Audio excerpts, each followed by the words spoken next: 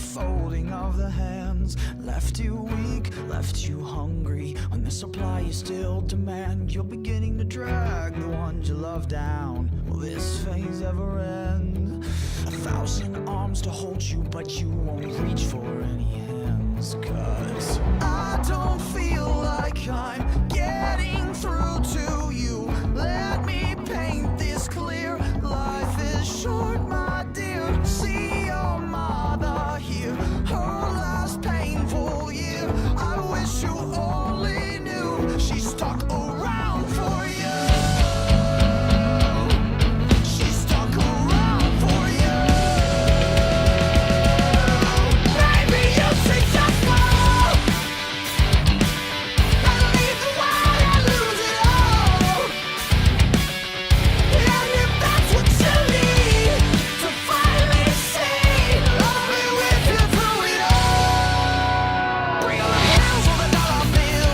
Meditating will never heal. Relapse, rehab, repeat. Always thinking about the me. Self-destruct, spiral down till your want becomes your need. Please get up like I know you can, or forever love before. 'Cause I don't feel like I'm getting through to you. Let me paint this clear. Life is short, my dear. See your mother here, her last painful year. I wish you only knew she stuck around for you. She stuck around for you. Maybe you should just go and leave the world and lose it all. And if that's what you need to finally see, I'll be with you through it all. Still see you down, strung out, off the wagon and unwound, but steady, oh God, jelly, and I hear the sound of your body hit the ground.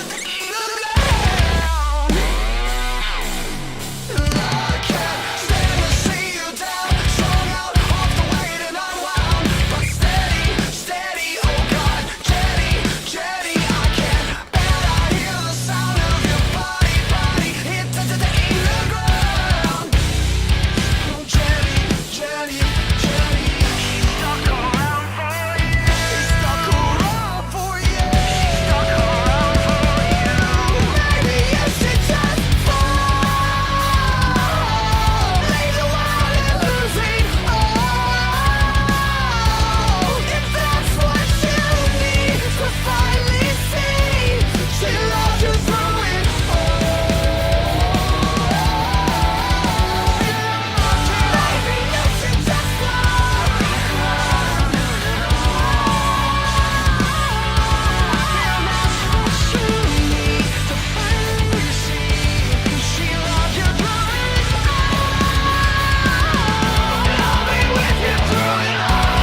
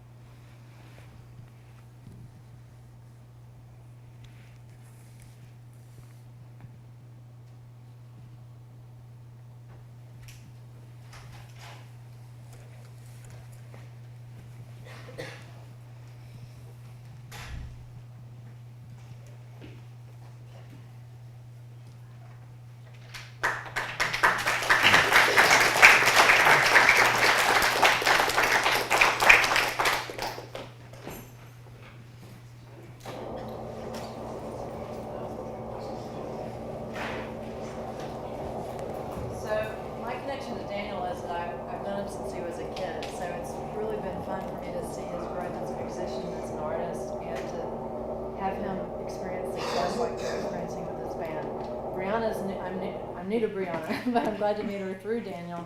She actually has a master's degree in music business, and has tons of professional experience on the backside and not on the stage side, right? So they're here to let you know what it's been like and answer questions you may have. So Daniel, Brianna, welcome. Yeah, thank you.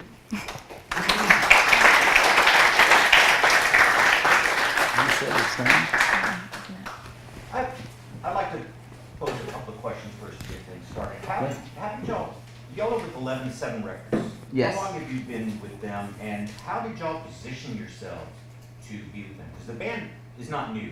They've been around since 2007 or so. I joined the band in 2005. That's when, as I like to call it, I took the vow of poverty. We all did. And no label, no management, no booking agent, no anything. We just set out to do it on our own and to build it from the ground up. You know, there's success stories of people selling, 100,000 copies of a record out of their trunk. We were that kind of band. It's like no one's telling us to go out and do it. No one's paying us to do it, but nobody's stopping us from doing it. So let's get out there and do it. And so since 2005, we've just kind of built our business on our own, booking our shows in town, out of state, whatever.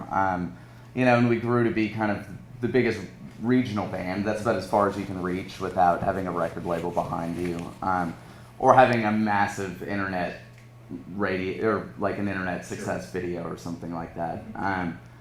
So over the years, as we built our own business, we kind of learned to do a lot of things on our own. One of those things was producing our own records, and the last record we produced, the self-titled album, we released it June of 2013 independently. Regionally toured on it for a couple of months, and without any solicitation to 11-7, they actually approached us, and we went out to LA and did a record showcase for them in September, and at that same time, we played a huge festival. We were like the first band on the small stage the first day, so like as low as you can get on the totem pole as far as the festival goes.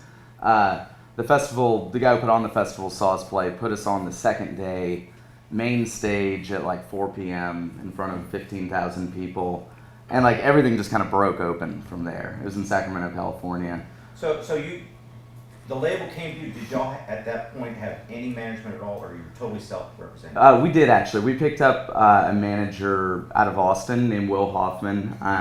He'd done some production work with us before, and he managed my older brother's band, Sounds on a Radio, out of Austin, which nobody's probably heard of. But we had him, and it was one of those things that he was trying his hardest with different record labels to get our music out there, and just nothing was hitting. Nobody seemed to care. We got a bunch of no's. Even after we released the record independently, in that touring, I don't know, we were so happy with the record, but it was kind of depressing for a minute because it wasn't like floodgates opened or anything had really changed. Even all of the regional hype around the band, it was still just kind of what we'd been doing for the last 10 years. But 11-7 approached, and then miraculously at the same time, like that festival happened, and we actually ended up in a bidding war between several different labels, Sumerian, Atlantic, 11-7, can't remember who the fourth one was. But yeah, it came down between 11-7 and Atlantic, or Roadrunner, their subsidiary, and 11-7 won just based on passion. Like the owner of the label was calling our management every day, pretty much, like hassling us, just wanting to get it going. And that was really attractive. Roadrunner was a 360 deal. I don't know if y'all know what a 360 record deal is, but yeah. So we'll talk about that later. But I don't know. That was it. 11-7's it's a big indie label. They're not owned by one of the major fours. Their owner is this guy named Alan Kovac, who's been in the business for years. He managed and kind of launched Motley Crue and a bunch of other bands, but they've been primarily known for, like reviving older bands' careers, like Five Finger Death Punch or Papa Roach, not Motley Crue, Buck Cherry, older bands, not new bands. So their new vision is to launch for 5 years, they said they've been looking for a new band to actually break out for the first time. And that was us. So it's been an awesome experience the last year with them. I was doing a little bit of research and noticed back in June of 2013, there was an article by Jim Beal in the Express News here. Thanks to And Denise. it quotes one of the players in the band saying, the bass player, Daniel, he's the one who convinced us to tour instead of going to college. So as a professor, what were you thinking? Yeah, I don't know, it was one of Not those... putting you on the spot there, buddy. No, I love talking about it. It was one of those things, like when I was in college, I worked my ass off. I spent a year in Nashville studying music business. Decided that wasn't the place for me. It was just a different musical culture than I wanted. Moved back to San Antonio, started studying mechanical engineering because mechanics are kind of a secondary passion of mine. And just whatever I did, I always just tried to give it my all, no matter what. And when I was 20, I kind of lost my mind, rode my motorcycle out to Colorado and got a gig as a whitewater raft guide.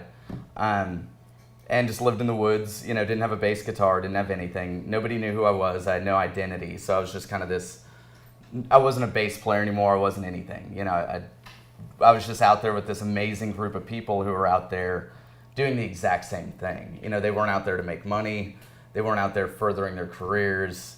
They were out there just because they loved the river or they loved the mountains or they loved living in that kind of passionate way. And being around those people just really changed me. I don't know, it was like you can do whatever you want if you're willing to sacrifice. If you want to live in a tent, then yes, you have to sacrifice a lot of normal daily things, but if that's what you love and that's what turns you on day after day, then that's where you're happiest.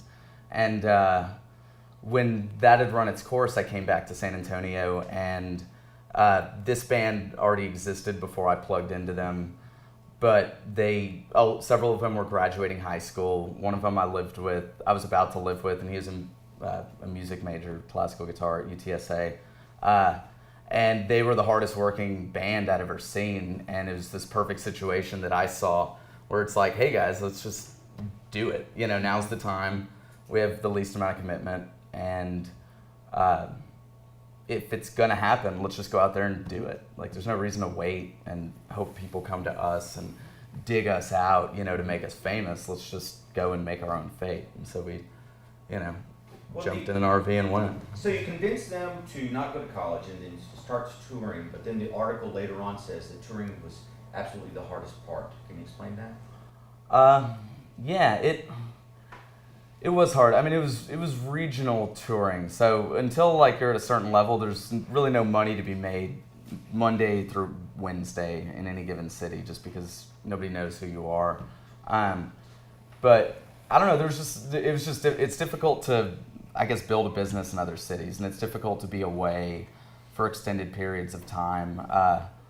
And I don't know. Honestly, I don't know which member of the band said that, because I love touring, and I think it's really cool. At this level, I'll say this, at this level that we're at now, we played, between last March and this March, we played over 200 shows.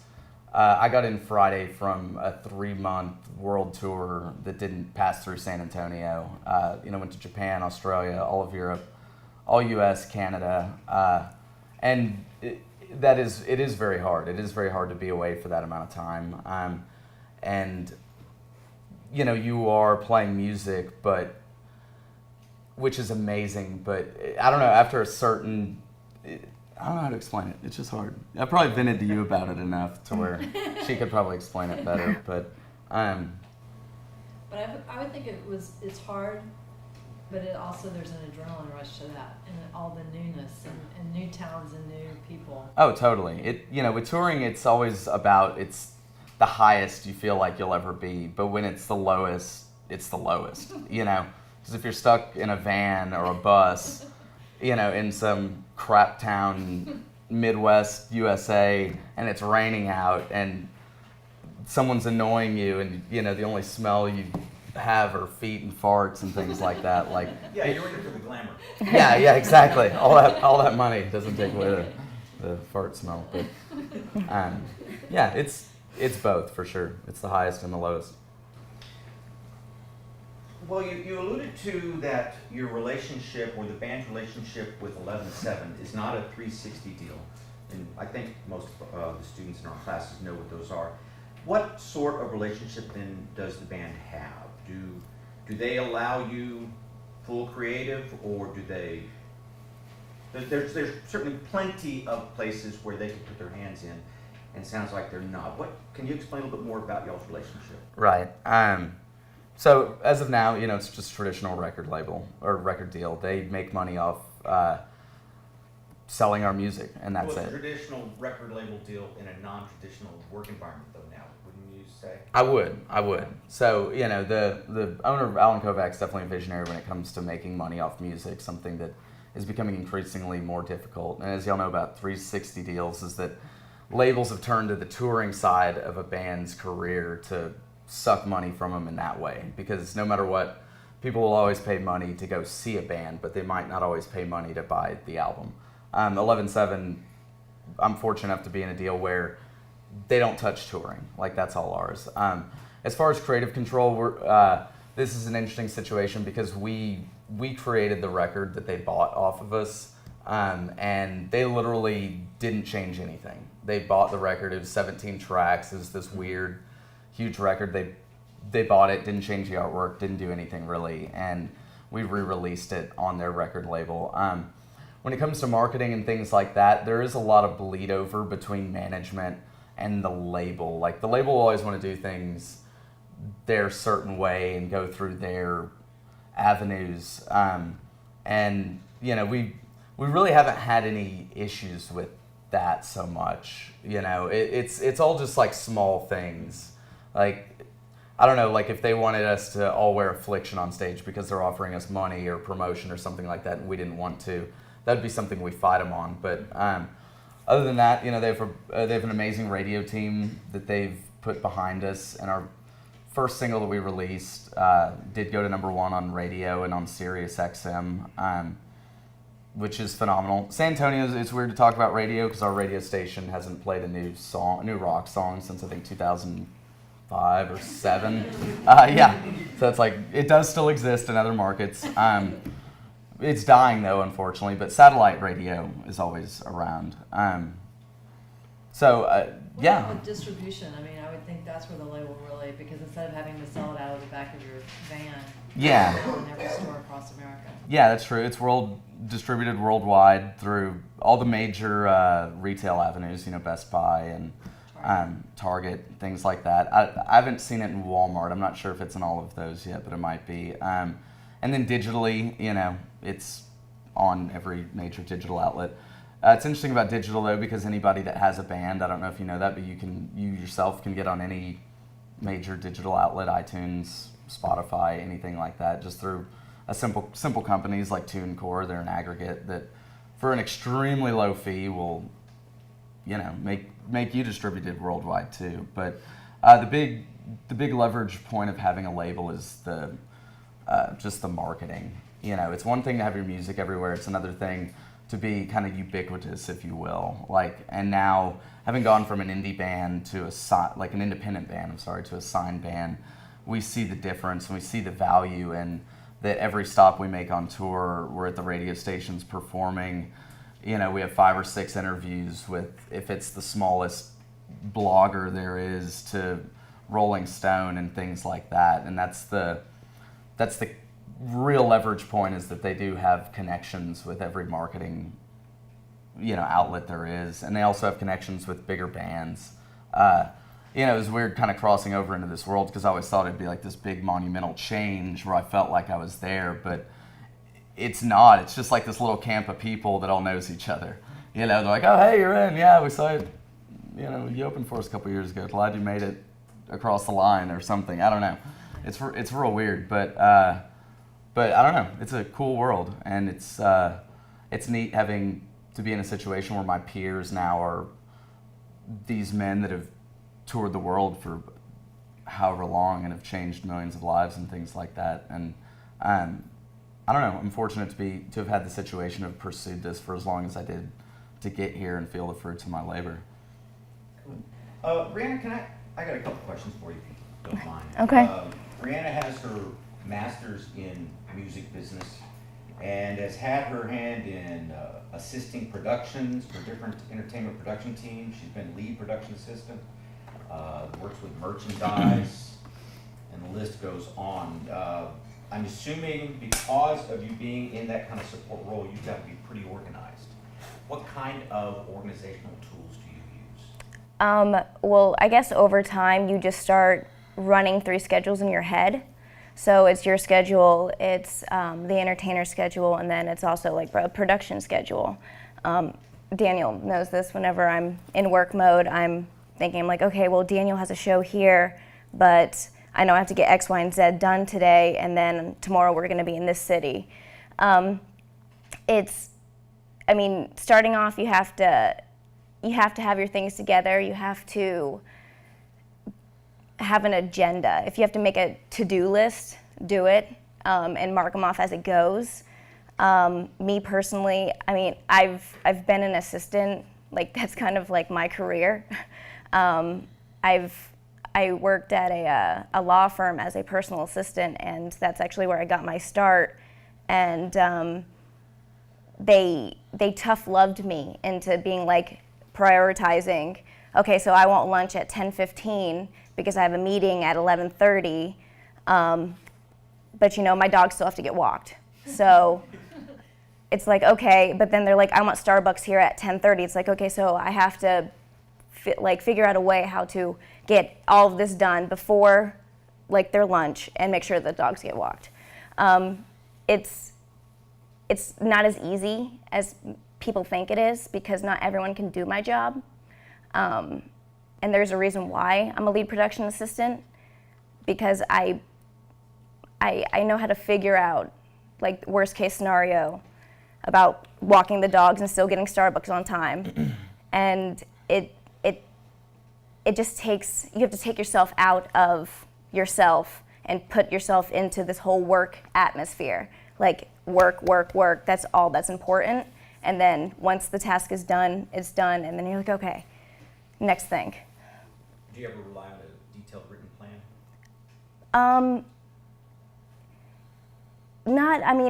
I guess it varies. I mean, if you're working a big tour, you need a written plan. But if you work like little shows, like one day's on, like one day off, you don't really need a written plan. I try to teach my runners that I'm training a written plan so that I beat it into their heads. Like, make sure first thing you do, meet the tour manager. Second thing you do, give them your number, and make sure that you're like, I know the logistics of the city, I know where everything is, I'm here, and like hurry up and wait. Yeah, bands aren't very organized, so I imagine that whatever plan she would make when we roll into town, it's over. When we roll into town an hour late. What kind of tip can you give us on how to manage people that you have to deal with to keep it organized? I mean, from an instructor's point of view, everybody's got a different personality, and some I can get across to, some there's no way I would ever be able to get across to, but I have to figure out a way. Do you have any tricks on keeping your minions organized? I mean, I guess being a female in the industry, people don't take me seriously. But no offense, guys, without women on tour, things don't get done. Like, I can tell you that right now. But I think it's just that natural, no offense, guys, but like what women have to keep things in order and put things aside. I mean, my tip would be just to trust your instincts, trust your gut. If you feel like, let's say if you're working with a high entertainer, and it's high security, always keep that in mind, the gut feeling like, ooh, I don't know if I want them to go to this restaurant unless I know that there's like a certain area where they will not be seen.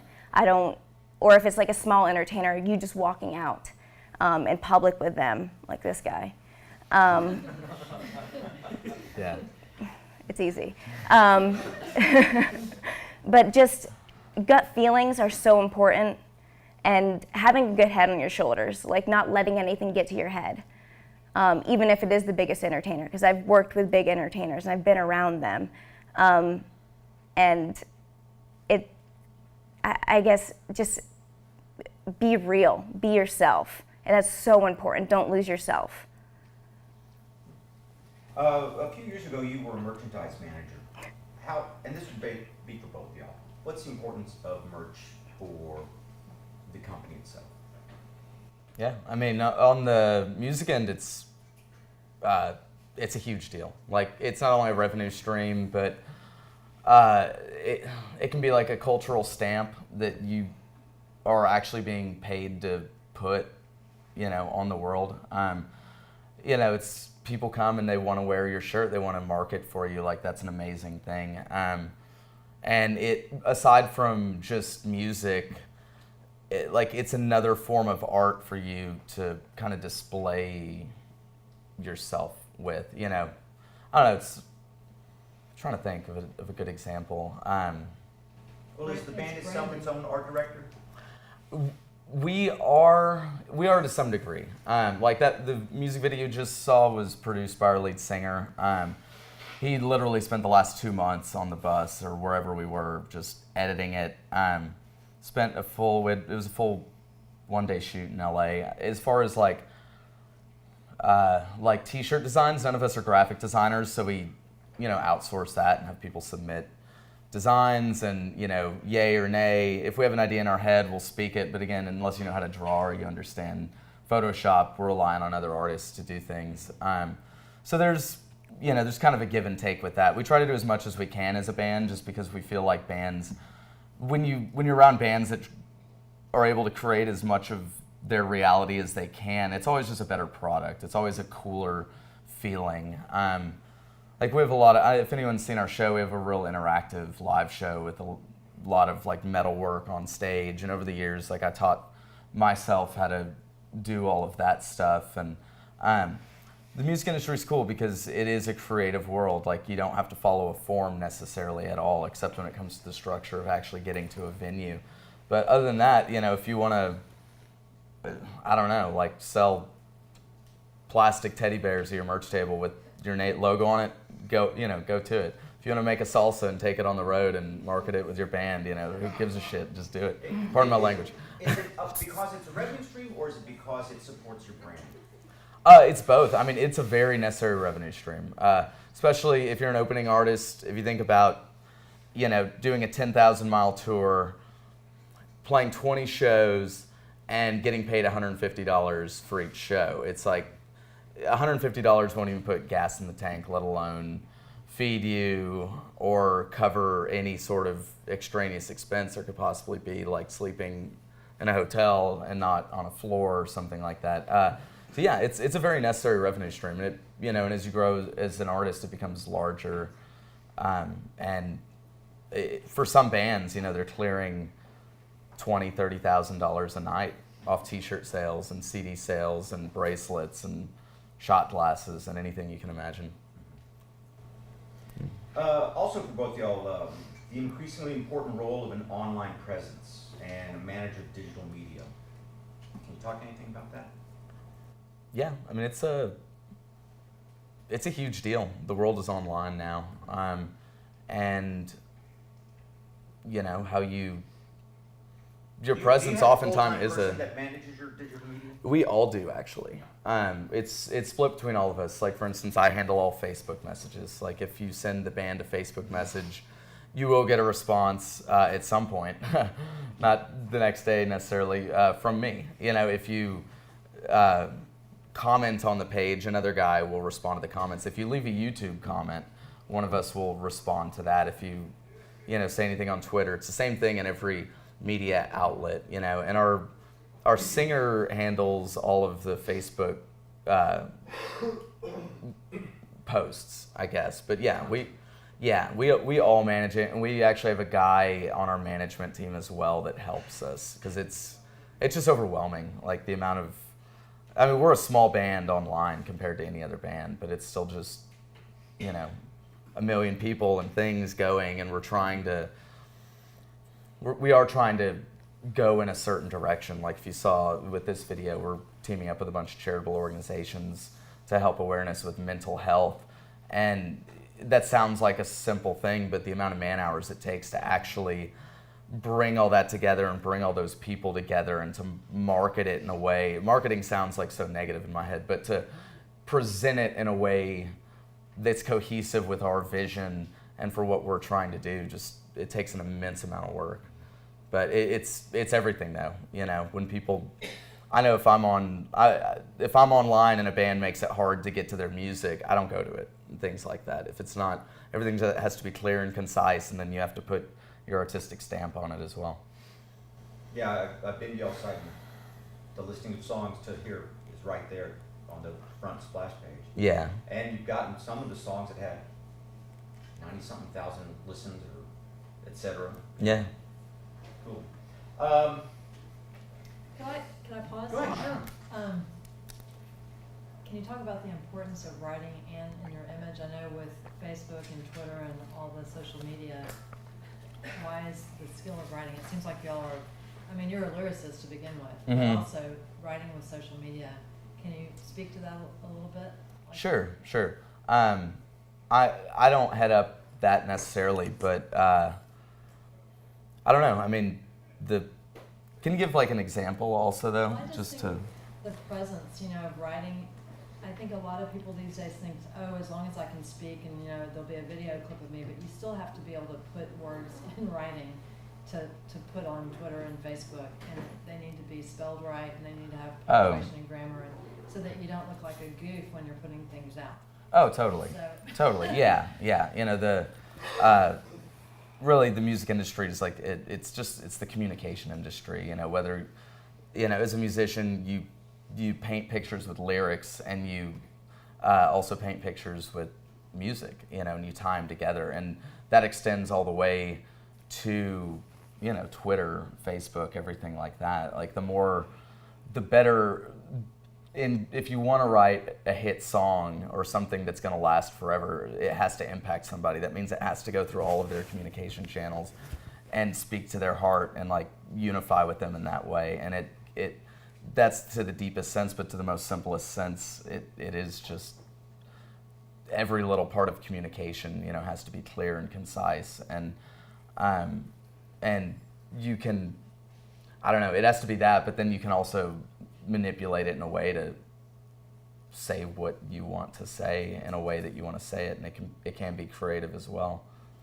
If that answers your question, but your Facebook messages are really powerful. You know, so that's an opportunity to connect with your audience. Yeah, yeah, totally. It's an interesting thing. It's like the internet has, in a lot of ways, like destroyed the music industry because people it's destroyed one aspect of it because it's making it harder to sell music now that people can just take it. But in another way, it's opening up this whole new avenue that allows us as creators and as artists to go out and communicate one-on-one and to actually interact with people that care.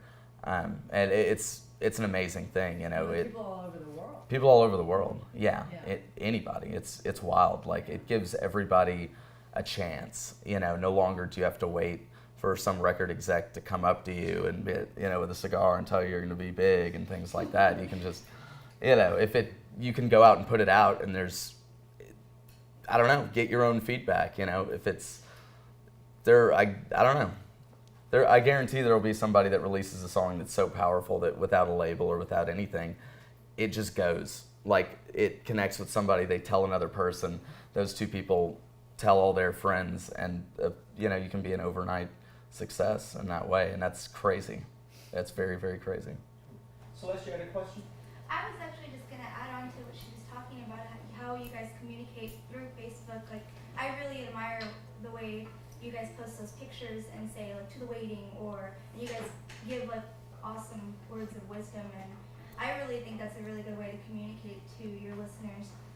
And like you were talking about, just getting that not only through y'all's songs, but through the Twitter and stuff. I was going to add on to what you were saying. Yeah. I think that's effective. Yeah. Oh, thank you so much. Yeah. That's been a cool thing for the band is, you know, art isn't just about music. You know, it's about a lot of things, and there are a lot of ways that sometimes we just use visual elements to communicate feelings as well, the same feelings that the songs have. So, but yeah, thank you.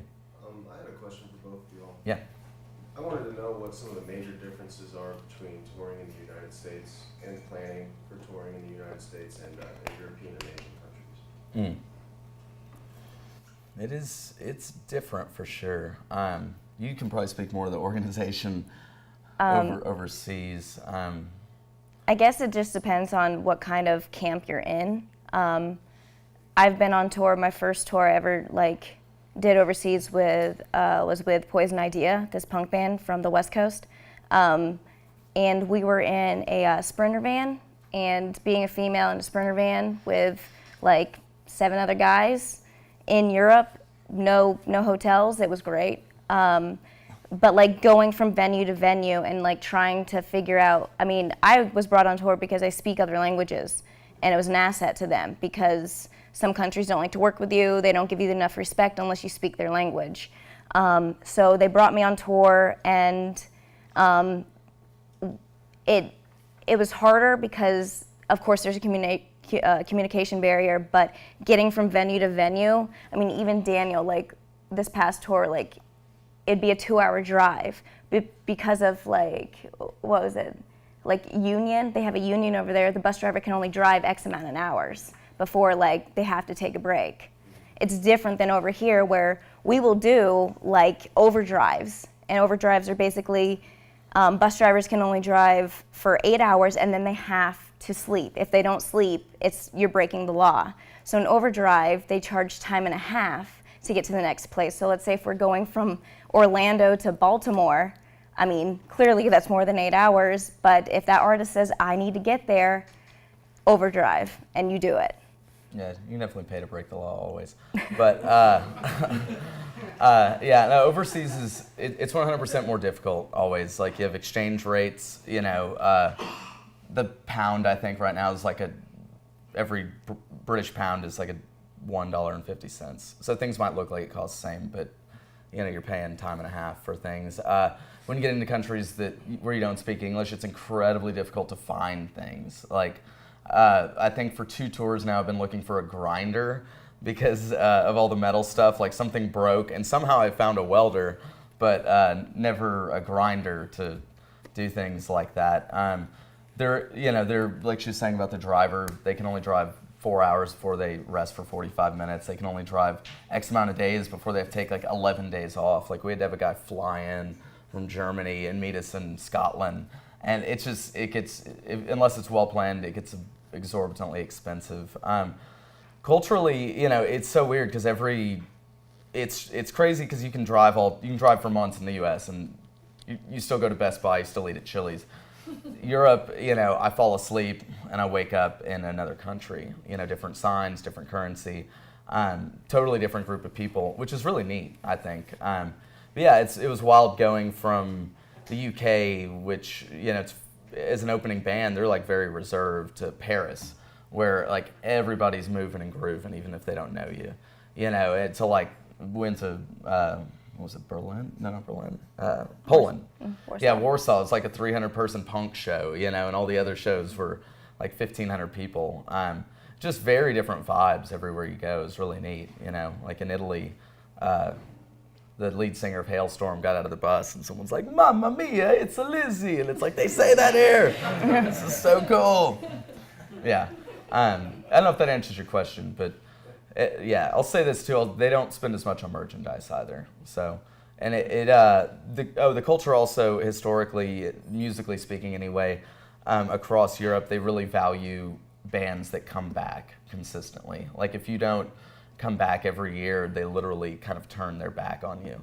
And it's incredibly difficult to get footing back in those regions. Like we've played with some really big artists, like Chevelle is one, for instance, massive US band. Like we've toured with them and, massive radio hits. They sell out, 2,000 to 5,000 seat places. They headline festivals.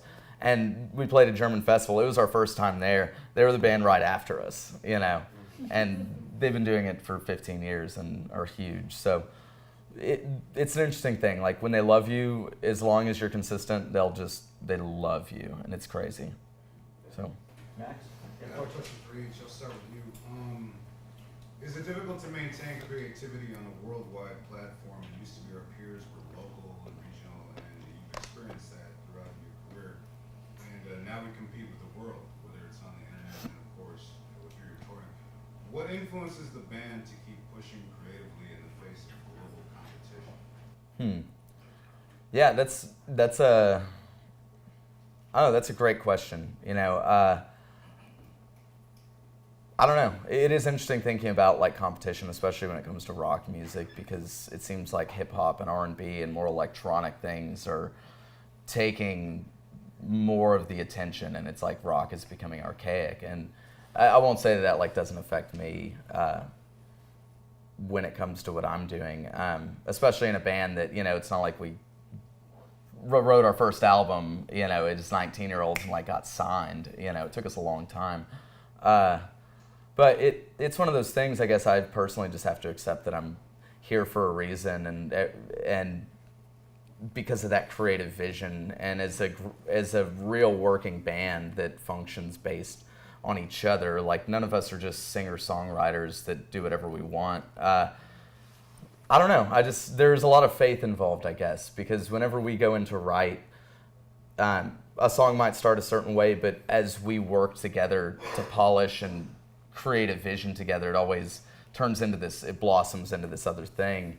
I don't know. I just have to have faith that I'm supposed to be here and that people like it, and that I can continue to create better and better music as I hone my craft.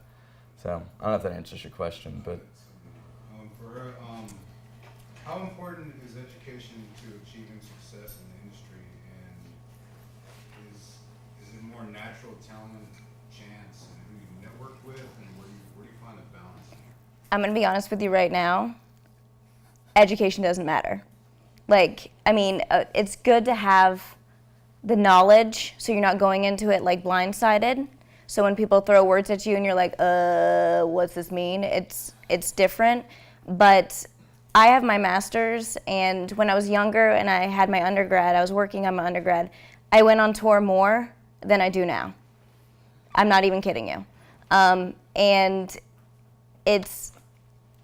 you learn, and I'm glad I had the experiences when I was younger getting my undergrad. Because now, even though I'm like, yeah, well, I have my master's in entertainment business, and they're like, okay, does that matter? I'm like, ooh, no, okay. So networking is very important. No matter who's at my venue, or who has come through, they're like, oh my God, thank God Brianna's here. You know, we know she knows her stuff, she knows what she's doing. You know, and then they go to the next city and they're like, God, I wish I had Brianna. Can we call her and get her to like drive 3 hours to, you know, Myrtle Beach or wherever? But the best thing you can do, network. Just go out there and just talk. Like if you see a tour manager and they're like, so how do you feel about this? Is this what you want to do? Brand yourself and just like, you create a spiel. Like you're like, yeah, I've toured with so-and-so and whoever, and I love this. This is my passion. And, you know, I've sacrificed my whole life to do this. You know, I'll sacrifice even more to go on the road. I mean, you have to be strong, and you have to go out there, and you do need to have a natural ability. Not everyone can go on the road. Not everyone can go. I mean, Danielle and I both know sometimes you go 2-3 days without a shower. I mean, not many girls can do that. You know, let alone be in a camp of men that smell worse than I do. I mean, but then you still have to push. It's like pushing yourself. You're like, I know I can do this, you know, male or female. And I guess it's kind of like, innate. It's like your calling. I mean, guitar techs or even roadies, you know. I know someone who's toured with Skynyrd, who's toured with Dubspread, and, you know, Fish and Coldplay for years. And he doesn't tour anymore because he wants to have a stable location, because the road wears on you, and after a while you're like, God, I can't get out of that bunk anymore. So it's really natural. Like I feel like it is. Yeah, and also when it comes to touring, you'd be amazed how many hacks there are. Like people that did, like in technical positions, like guitar teching, front of house engineers, things like that, that don't know anything, but they talk their way in. And you know, a lot of touring is just about being able to hang. Like she's saying, like it's a storm every day, and you know, it's like you're a bunch of pirates. You know, you pile out of the ship, and you're at a port. You know, and yeah, really, and it's just about every day, like putting on an event. You know, I've been to some venues with some pretty huge bands, and I'm like, I can't believe you're not too famous to be in this awful of a situation. Like, this is the worst place I've ever been. You know, I've never played a venue this bad, you know, and by myself, you know, but that's what you do. You know, you hire the talent. If you're gonna really succeed, you become the person that's talented enough, or you hire the talent that can walk into any venue and take control of it, because it is your venue. You know, if you pull 1,000 people into a room, despite who owns that, it's your brand on the line, it's your music on the line, you know, it's your life and your own personal happiness on the line as well. And you go in and you take control, you know, and there's, I don't know, it's a lot of that. Good. I just have a very light question. I feel like the mood's like very business oriented. Yeah. What can you name, like both of y'all, like 3 to 5 bands or like music artists that y'all are listening to right now? Like, Ooh. what's on your iPhone or your Android? Like, what are y'all listening to? Good call. There's this awesome band, Monuments.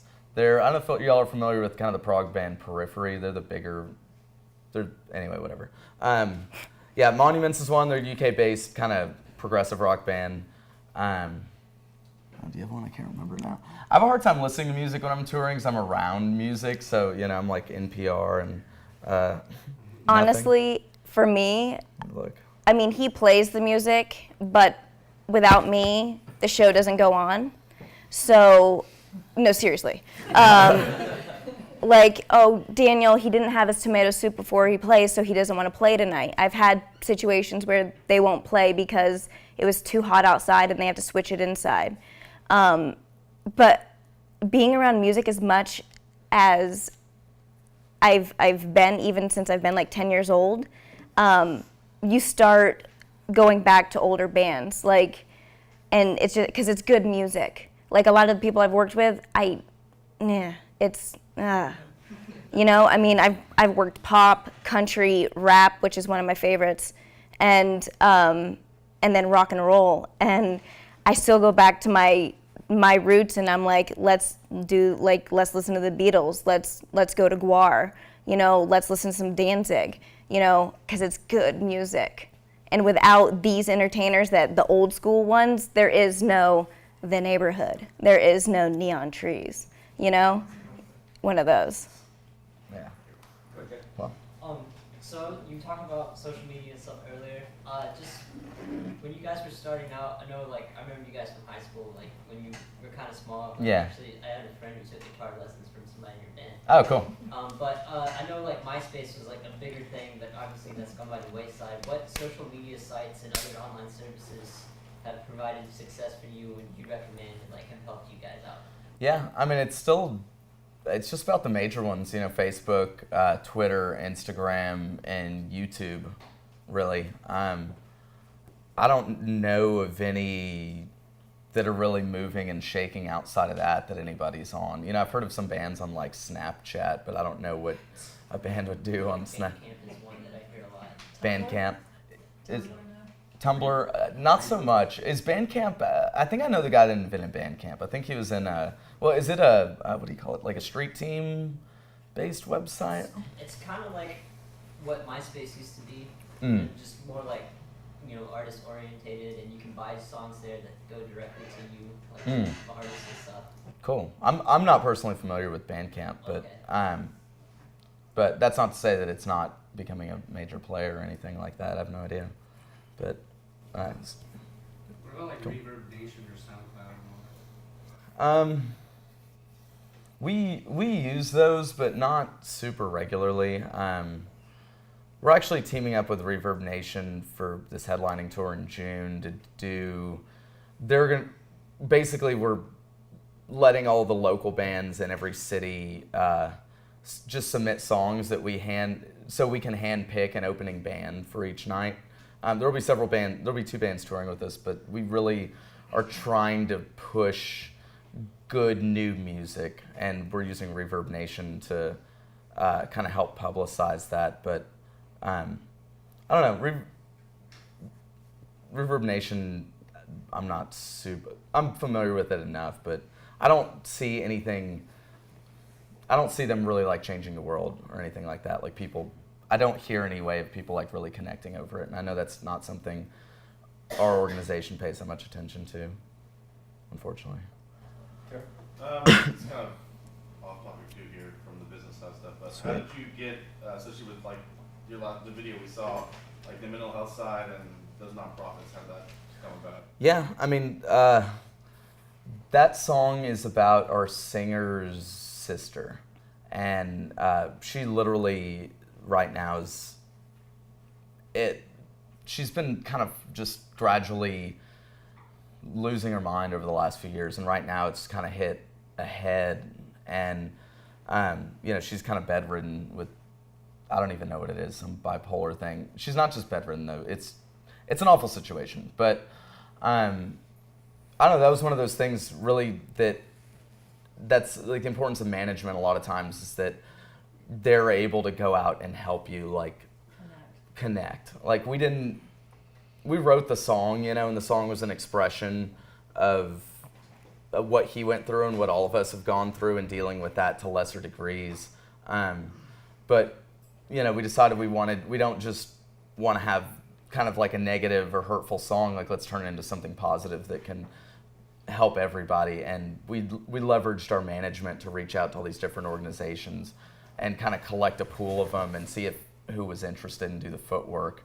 And the ones you saw on the screens were the ones that came back gung-ho and ready to rock. So. Yeah. I guess it's more business side of it. Seeing how y'all went with the charitable event for that music video, do y'all find it hard to deal with different organizations? Like, do y'all have to spend out of pocket for something y'all really personally want to do? Or is it something similar to the touring side where everybody equally gets a amount of kind of help from each other from that? When you say spend out of pocket, what do you mean exactly? It was, your band member's relative. Was that something that y'all had already thought about making a song about, and y'all wanted to reach out to organizations to help kind of promote what was going on? Yes, yeah. The song came first, and really like as it was starting. The neat thing about kind of having music videos or singles or things pushed to the radio is it's like a big event, and there's a lot of attention paid to it. And I don't know, it'd be one thing to reach out to those charities on our own and help them, but it makes a much bigger impact when it can be tied to something so direct as a music video that's obviously about, or a song with a music video that's obviously about somebody suffering from from mental illness. Yeah, I had a question about the video. You said your lead singer was the one that edited it? And produced what it. What did he use, and like how do y'all like what did y'all go through to produce that whole video? Because it looked really awesome and professionally done. Like how did? Yeah, it was a full-blown music video shoot. It was kind of interesting. This whole last tour, I was actually outside of the bus every day that I could when it wasn't snowing or something, like welding this new big showpiece we're doing. So in LA, it was like perfect weather. I didn't even I went into the video shoot once to check on things, which is cool that, we didn't even have to be a part because Johnny just totally headed it up. But yeah, it was, he teamed up with this other company, like a casting company. He wrote the script, and basically, we paid another company to go through all the cast members and send him the submissions. We also, had to pay, I guess it's a production company, to take his vision as director and make it real, because he's never done that. And a lot of times, I don't know, the producers not expected to know the in and out details of it. So yeah, it was, I think it was a $35,000 music video shoot. And it was one full day in LA. He went through every scene that he had and worked with the camera guys, worked with makeup, worked with all these actors and actresses to get what he wanted, and then literally had several hard drives of footage that he left with after he felt like he got every shot that he wanted, and kind of pieced together the story in post-production just on his laptop. And then from there, I think it went to a coloring guy. It's kind of like mastering a CD, if you will, like a final sheen on everything, and that was it. Who paid for it? It was the label paid for the majority of it. I think Marshall Headphones gave us like $5,000, and I think we had to foot like the last 5,000, something like that. So a little blend. Another question for you. If you were talking between Atlantic 360 and 11.7, is that right? Yeah. If 11.7 had gone off the table, would you still have taken the 360 from Atlantic? I think so. Yeah. Despite we started with that take over the world DIY thing, and I'm not it changed our lives and it was an amazing thing. But as hard as we worked and as smart as we worked and the amount of energy that we put in it, I can honestly say that we couldn't have gotten to this point without a record label behind us, because you just have to have somebody leveraging you. So despite the 360 deal, I think we still would have gone for it. I have a question for you. If you knew, maybe not, that's not the right word, but if you kind of did more shows when you were getting your undergraduates than you are now with your masters, why did you continue to pursue your masters? Because I love this industry. I've been in it since I've been 10 years old, when Marilyn Manson scared me at an Ozfest show, and Sharon Osbourne and Kelly took me aside and said, "It's okay, he's just like that." I absolutely love it. And for me personally, having my master's, I did it a little bit for my dad because I'm the only one in my family who has my master's.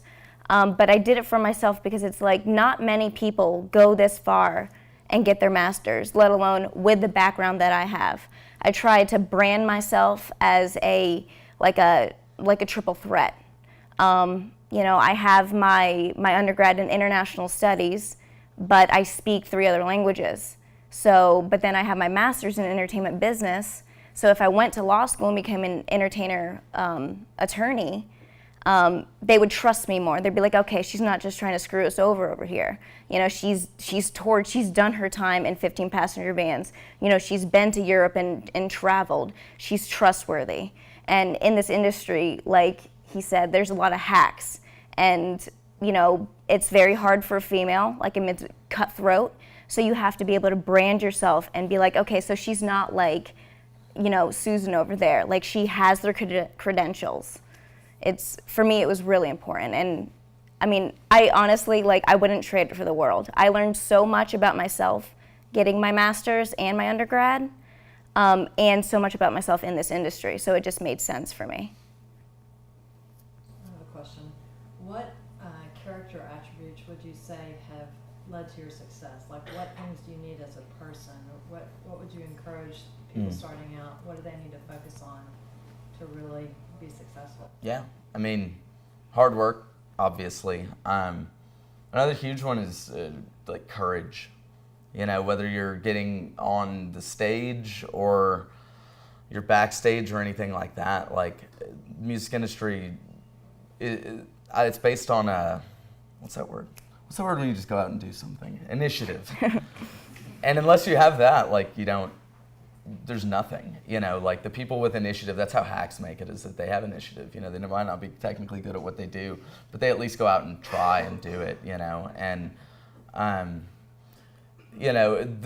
there's a lot of people always talk about there being scum in the music industry, but there are honest people as well, and the honest people are people that are always being sought out. They're the same rules of success that exist in the normal world do exist in the music industry as well. And you can be honest, you can be hardworking, and make a ton of money or just be happy or something like that. Also, just inventive and think outside the box. It is a creative world, and it's hard to make it. I'd say it's harder to make it as just an employee than it is to like go out kind of on the frontier and in some way like believe in yourself enough to do things differently. Like those are the best like front of house engineers, even though that's a technical position. Those are the best tour managers, just because they're not about the regiment. They're open to everyday life influencing every part of them and them stepping out and managing things based on that. So, do you have any? I'd say personality. Not many people can do this, like Daniel or myself. Yeah, patience.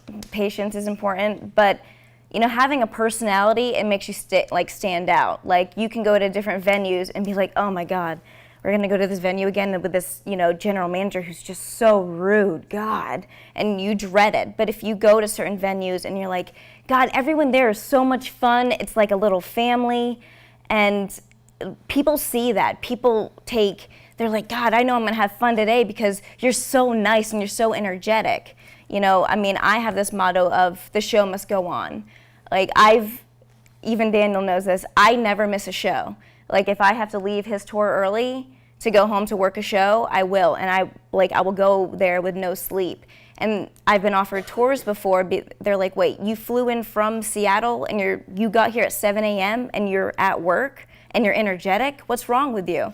And it's like, I love my job. And throughout the day, it's like, it never fails, but my personality shines. And you want to be shining and not dull in this industry.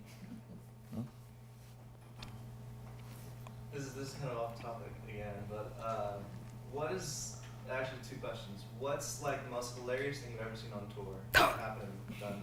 I'm just curious, because Yeah. Okay. I'm writing a book on this, by the way. Yeah. I am. It's going to be, it's the name, first name is going to be, first or last name, because I go by Holiday, is going to be that. So I've worked with everyone and anyone, and I've seen it all. So look for my book. It's going to be great. Yeah. Man, I don't know if this is too gross. Well, yeah. Okay, how gross can we go? Yeah, it's okay, well. Oh, go ahead. So. This probably smokes mine, but. The band NoFX, Fat Mike, So, I'm friends with this guitar tech he works with ZZ Top and Guns N' Roses, and I was really excited one day. I'm like, yeah, I'm working for NoFX today. He's like, oh God. I'm like, what's wrong? And he's like, no, it's okay. Just don't open up doors unless you knock first. I'm like, okay. So Fat Mike is a very special individual. Fit and cut. Oh yeah, and I've never in my life been so scared. I knock on the door and I'm with the production assistant, production manager, and I'm like, I really just want to turn in my money and be done for the night. Fat Mike is into bondage, and TJ didn't want to let me know about this, and so I knock on the door, I look at him like, oh my God, and I run out, and the tour manager, or production manager's like, you weren't supposed to see that, I am so sorry. I'm like, oh my God, what is this? And I just run outside scared. And that was when I was younger, like 21. So, but there's, people always ask me, what's the grossest thing? He toured with one of my friends, and I told him about crap plate, and I went on tour with A Day to Remember, and they thought it was cute to steal my luggage, and so I had the runner the next day take me to Spencer's to get the fart spray, and I punctured holes in the cans and put it in their luggage in the bay, so when they opened it up, it just smelled horrible, and they never messed with me again. So. Those are pretty good. I don't know. I think the hardest I ever laughed was we played a show in Baton Rouge, and there was an after party after this dude's house, and we roll in. We had to leave at 4 a.m. that morning, to get to the next town.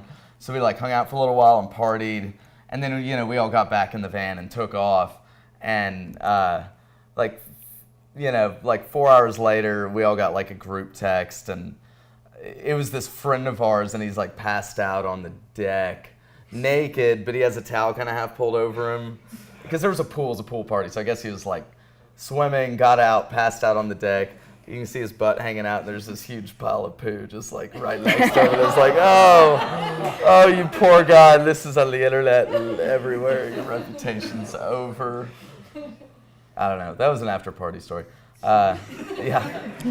I can't think of something crazy that's happened at shows. The funniest thing is just always watching band members fall. It's never graceful. It's always embarrassing. I fell 2 nights straight on this last one, just slipped on water. Hit my face on the ground. It's like, there's no redemption. I don't know. What do? You get up, and I even heard the crowd. I heard like, oh! It's like, damn. We have time for one more question. Cool. That's it. Anybody? No? Go ahead. I know you work with a lot of bands. Do you work with them when they do the videos, or that is totally different? It varies on who I was on tour with. I got my start with a lot of punk bands, so they don't do music videos. It's not in their budget, and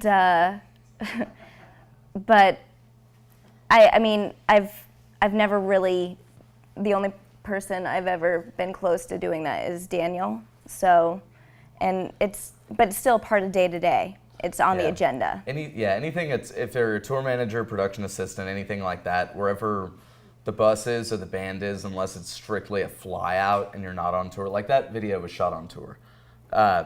Your tour manager would 100% be there taking care of things that you need still.